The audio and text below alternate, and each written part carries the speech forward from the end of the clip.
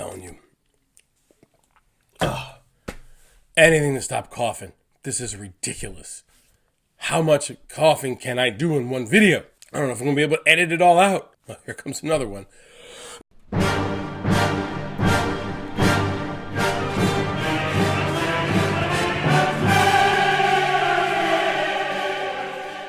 Hey guys, Mac here. Thanks for coming by. If it's your first time, hey, how you doing? Check out the backlog of stuff so you know what you're in for.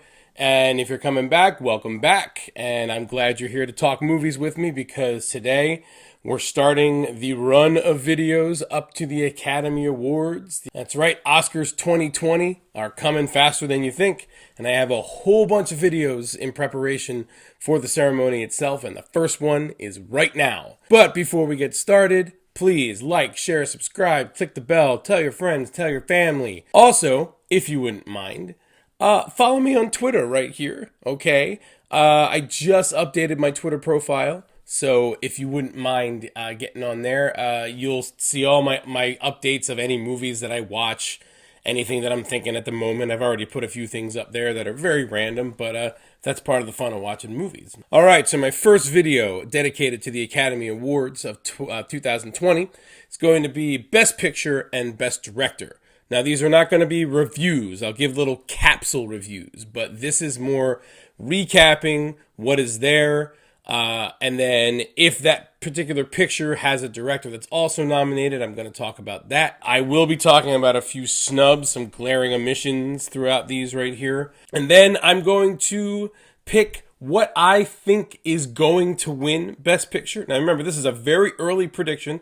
This may change, but I will pick right now what I think is going to win Best Picture and who is going to win Best Director. Then I will share with you who I think should win Best Picture and Best Director. Now, that is not an actual prediction. That is just my personal feeling on who I think should win Best Picture and Best Director. Now, the great thing is this year, I have seen all 9 Best Picture nominees. And this is a feat because usually it takes me either right up until the ceremony or even after the ceremony to have seen all of these. But I am thrilled that I got to see every single one. So I get to give my thoughts on each one as we go through. So the first one up is Ford versus Ferrari. And you already heard me talk about this. This was one of my honorable mentions of one of the best films of 2019. Really well directed. It's kind of sad to see that James Mangold did not get a directing nod for this because it's really tight. The action is done really well. The racing is done really well. You get great performances from Christian Bale and Matt Damon. There's a big emotional punch, but I think it happens too late in the film, I don't know, to really make an impact. An excellent movie. Just edged out of my top 10. So yeah, first Best Picture nod, Ford versus Ferrari. Second up is The Irishman, directed by Martin Scorsese, who also has a Best Director nod for the Academy Awards. And I've already gushed about The Irishman. It is such a great movie. It is an acting tour de force. It is a wonderfully crafted screenplay that takes its time, yet doesn't bore you. It is a really awesome journey, well worth taking. 3.5 hours. It's a dedication, but it is so well worth it. A very different type of Scorsese than we're used to seeing, but fantastic nonetheless. And yes, Martin Scorsese is up for yet another Oscar. Well deserved because he is a master. That's all there is to it. Next up is Jojo Rabbit, directed by Taika Waititi. I already shared with you my thoughts about this and my biggest disappointments. And it's a shame because Taika Waititi is really talented. And there was a lot that he could do with this movie, and he really pushed the limits, which I appreciate, but pushed it to a point that I could not enjoy / laugh at what was being put up there from a comedic standpoint. Dramatically, excellent. I think the dramatic impact was really, really effective, but as far as a comedic, I really couldn't get behind it. I've been thinking about this, and I'm struggling to see why this was nominated for Best Picture. And I can't really figure out why. Like, did it break through? Did they want to give Taika Waititi, recognition? I just don't know. And I know a lot of people like this movie, but I also know a lot of people didn't like this movie. So I'm struggling to figure this out. But, yeah, so Jojo Rabbit. Next up is Joker, directed by Todd Phillips, who also got a nod for Best Director. Again, I've gushed about this film, not only the weight that this movie carries, but how important comic book movies are going to be going forward. Because this touched on some really serious subject matter, really made an awesome character out of the Joker. When I say awesome, I'm talking like in a lot of horrible ways. But not only all of that, but it also was one of the highest grossing movies of the year. It made over $1 billion. So I think comic book movies going forward have a lot to live up to when it comes to this. And they also should take a look at what the Joker did and realize that these more mature themes can be really explored and still make for an amazing, entertaining movie. And I think Todd Phillips was well-deserved of a director nomination here. He did take it away from somebody else who I thought was more deserving. We'll talk about that later. This is a guy that started with Road Trip and Old School, and now he is here. And that's really impressive. And especially just how bleak the movie is. It's really well done. And some of the shots are really memorable, specifically the final shot. Yeah, it's a great movie and well deserved of both nominations. The next Best Picture nominee is Little Women, directed by Greta Gerwig. She was not given a directing nod, and that is probably my biggest snub of the entire Academy Awards. This was one of the best directed movies of the year, and I mentioned it in one of my previous videos, that she does this time jump, and it's effortless. And it just adds so much to the emotional aspect of the story, because you see these characters, in an 8 to 10 year span apart from each other. And that, in its own mixing, helps develop them. And it's so well done. And it adds to the great pacing of the movie. And I just don't understand why she didn't get a directing nod. It just doesn't make any sense. And yes, as I said before, Todd Phillips deserved it. But Greta Gerwig deserves it way more, man. This was such a great movie. Although, it's my number 2 of the year, and a lot of people ranked it high on their top 10 list, but not high enough.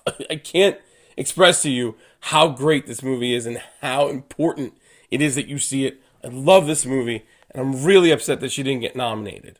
Next up is a movie I haven't spoken about yet, because I actually just watched it a few days ago. It is Marriage Story, directed by Noah Baumbach. This is a fantastic movie. I don't know if I'm ever going to be able to watch it again, because emotionally, it just beats you senseless. Scarlett Johansson and Adam Driver, man, they are absolutely amazing in this movie. Their performances are the core of this film. And I think what makes it so good is that it paints a really painfully realistic portrayal of marriage and divorce. There's this big climactic scene at the end of the movie that everybody is talking about when they are in this big fight, and it lasts almost 20 minutes, and it's just in his apartment. That is so hard to watch and brought me to tears for so many different reasons. And I'm speaking from a very personal standpoint when it comes to this, having gone through a divorce, that this movie doesn't sugarcoat it, man. It is very, very candid. I applaud Noah Baumbach for doing something so realistic and so well crafted, and I think he's somebody else that probably should have gotten a director nod. It's a great movie. It's very difficult to watch, especially if you've been through that situation, but well worth it. Wow. Next up is 1917, directed by Sam Mendes, who also got a directing nod. So well deserved. I've spoken about 1917 again, just got edged out of my top 10 of the year, and I know a lot of people are upset because there are tons of people that are popping that on their top 5 of the year, and I get it. Like I said, emotionally, it just didn't do it for me. It left me flat in a way that I can't explain. But that does not take away from the fact that technically it is one of the most amazing war films ever made. And despite it not being my favorite movie of the year, not in my top 10, I could definitely still see this thing taking a ton of awards home on Oscar night. Next up is another movie I haven't spoken about yet because I, again, just watched it a few days ago. It's Parasite, directed by Bong Joon-ho. Oh, man! This was so unbelievably great. I will definitely have to shift around my top 10 list because Parasite just jumped right in there. I don't want to talk too much about this movie because there's so much that I could give away. And there's so many unexpected things that happen. And I do not want to ruin it for you. All I am saying is you need to watch this movie. It's out on digital now. And I highly recommend that you fork over like the 14 or 15 bucks to watch it. I did. And man, it was well worth it. The cast, the acting is just unbelievable. The direction is masterful. Some of the shots are so Hitchcockian in their structure. Bong Joon-ho, it just, oh my gosh. I want to talk about it so bad, but I can't. I'll just tell you that it definitely has a lot to say about the class system and the rich versus the poor. And I'm leaving it at that. Go check out Parasite, man. It is fantastic. And the final Best Picture nominee is Once Upon a Time in Hollywood, directed by Quentin Tarantino, who also got a directing nomination. I told you guys this is my favorite movie of the year. It has endless rewatchability. It is a joy. It's funny. It's violent. Naturally, it's Tarantino. It's well written. The dialogue is fantastic. I love every stinking thing about this movie. If I had to pick one thing I didn't like, and yeah, there's something, all right? The beginning of the third act has a lot of voiceover narration that I wasn't crazy about. It could have done with a little bit less of it. That's it. Obviously, with all of that being said, Quentin Tarantino totally deserves this directing nomination. It's just a great movie. What can I say? And yet, still remains my favorite movie of 2019. Out of these 9 Best Picture nominees, what do I think will win the Best Picture of 2019? At this very moment, this exact moment, I am going to say that I believe The Irishman is probably going to win Best Picture. There's a few reasons for this. First off, it's a fantastic movie. Second, there's a lot of controversy surrounding Netflix and its validity when it comes to making films. And if this year basically should show everybody that there is no question anymore because Netflix produced both The Irishman and Marriage Story. So that question should be null and void, gone off the table. So I think maybe it wants to reward Netflix with doing what it's doing so well. It's just making some of these great movies. As for director, I think Sam Mendes will win for 1917. There has not been a war movie like this ever. And I commend him for what he has done because it's amazing work. It's unbelievable work. It's engrossing work. You know, it's a technical masterpiece. So, yeah, that's who I think will. So I think The Irishman will win Best Picture, and I think Sam Mendes will win Best Director. Now, that is what I think right now. Now, by my next video, that could completely change. But for this video right now, that's what I think. The Irishman and Sam Mendes. Who do I think should win? I know you guys are just going to be totally surprised by this. Once Upon a Time in Hollywood and Quentin Tarantino. Duh! Quentin Tarantino has still not won a Best Director Oscar. And this could be the year he gets it. And oh my God, that would be awesome. No Quentin Tarantino movie has won Best Picture yet. And this could be the year that happens. And oh my God, it would be awesome. I would lose my mind because I'm still bitter over Pulp Fiction losing to Forrest Gump in 1994.